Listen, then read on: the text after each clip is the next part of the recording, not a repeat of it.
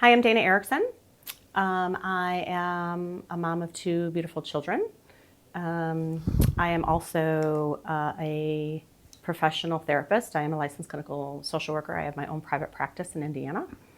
I have been in private practice for almost 20 years. And I am a domestic violence and sexual assault survivor. Wonderful. Would you please maybe spend a minute or so describing what the abuse looked like how old were you and what was happening, what was going on? So this is interesting. I'm going to take the sexual assault piece first because I didn't really know, there was like all these little snippets in my life over time that I would get a little snippet of something and I would dismiss it or dissociate really. And I separated and from my ex-husband now and started dating. And through that, all of this trauma that I didn't know was there came flooding back. So there was a ton of it. Tell us about a time when, for a soundbite. A time when my best friend, when I was 13, she was female, she sexually abused me while we were in my room. Presumably playing. Oh no, we were not playing. Gotcha. Yeah. I was 13, so. Yeah. What's the earliest, if you can thread back? There's always a string tied to the earliest. I'm not really sure because one of my abusers was my uncle, so I'm not really sure. What I remember as far back is probably 7. Tell us about 7. I remember being in a bed with my uncle and one of the things that I've learned being a therapist is that, we have this beautiful thing called dissociation that we do in order to protect ourselves. Mm-hmm. And so the things that I remember feeling uncomfortable. And I remember his breath on my back. And I remember the smell of alcohol. Those are the things that I remember. But I know as a therapist that something happened. Mm-hmm. I don't have a frame for what it was that happened actually. How did the early abuse manifest itself in young adulthood before you found your professional career track and your own healing journey? How did it show up? It's kind of interesting because it's all intertwined. Mm-hmm. So I remember when my parents separated and divorced, I started fixing my dad. My dad went through a significant depression, and I created report cards for him. So there were singing lessons and there were dancing lessons. And I was 11 years old. And I was learning that I had to fix people, right?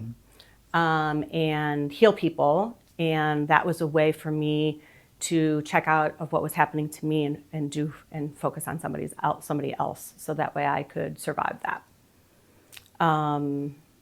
Then after my parents divorced, I started using lots of drugs. Starting at age 11.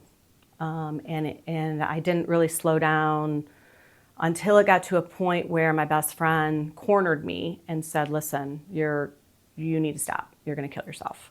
Like it was that significant. And we had a long talk and I credit him for saving my life. And I said, you know what, I'm going to go out with a bang and bang it up for New Year's Eve. And then I'm done. And I quit everything. Cold turkey. Cold turkey. Quit everything. That leads us to, how did you get better? What modalities, what things did you do to recover from your abuse? Right. Well, I want to add something to please. Original question. The other thing that happened that manifested, and I need to even go back a little bit more. My mom was significantly abusive. She was verbally and emotionally abusive. She was cruel. She wrote 10 years of diaries, and she talked about things every day. She was using drugs with both my brother and I while she was pregnant. It would be very physical abusive when we were young.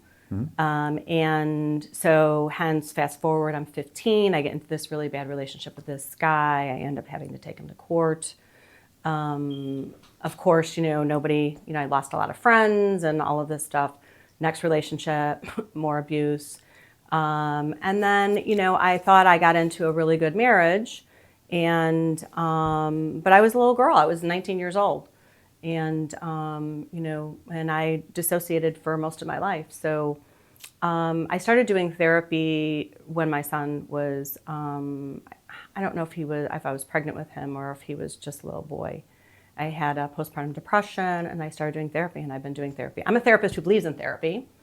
So I actually do my own work. I'm a certified hypnotherapist, so I do a lot of deep work. I've done a lot of deep work. So I have just learned over the years how I have shut down. And that was my coping. And now I'm not shut down. How do you know you're not shut down? So how do I know I'm not shut down? I feel feelings. I'm going to cry. I feel feelings. Yeah. And there was a time in my life when I didn't feel anything. I would just be fixing everybody and I wouldn't know. I know that I'm healing because I'm not codependent like I was. I know that I can talk to people without getting triggered. That's how I know I'm healing. I know that I'm healing when I decide after as a celebratory kind of thing to myself, a gift to myself, to come and do boudoir pictures, and I find this song that how the hell did this come up on my playlist? But Bird Flied Free from Sia, and I cried the entire way here.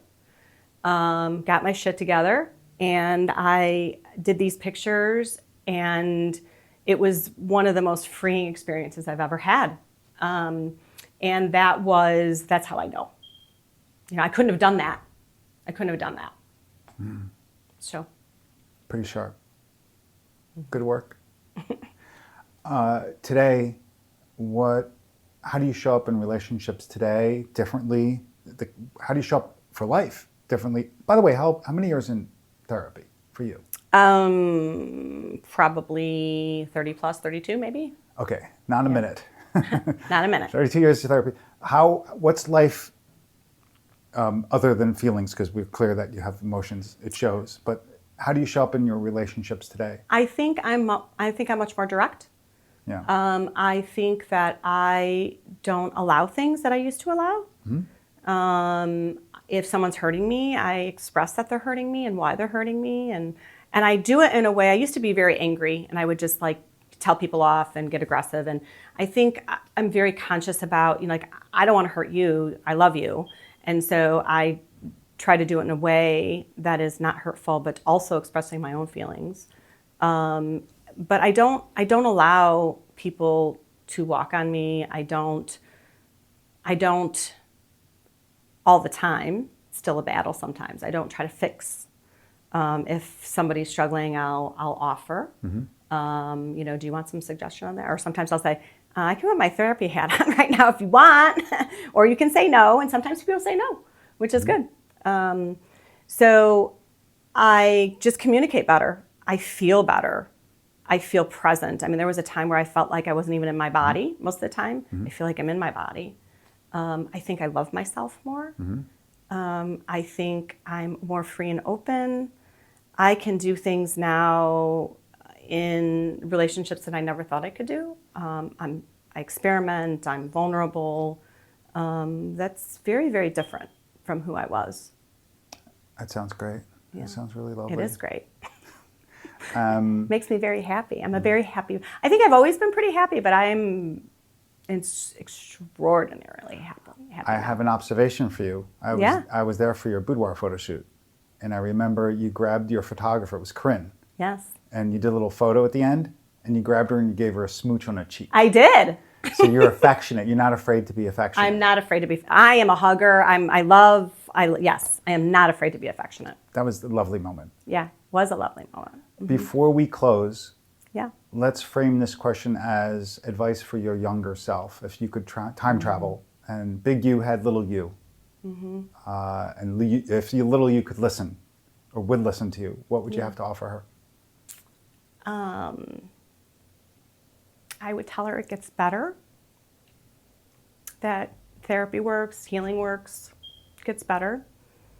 I would tell her to listen more intently to her inner soul, her inner power, and to really question who she should be trusting and not trusting. And there's a lot of people in my life that I've trusted that it should have never been trusted. So I would tell her to listen to herself more. Yeah. Beautifully done.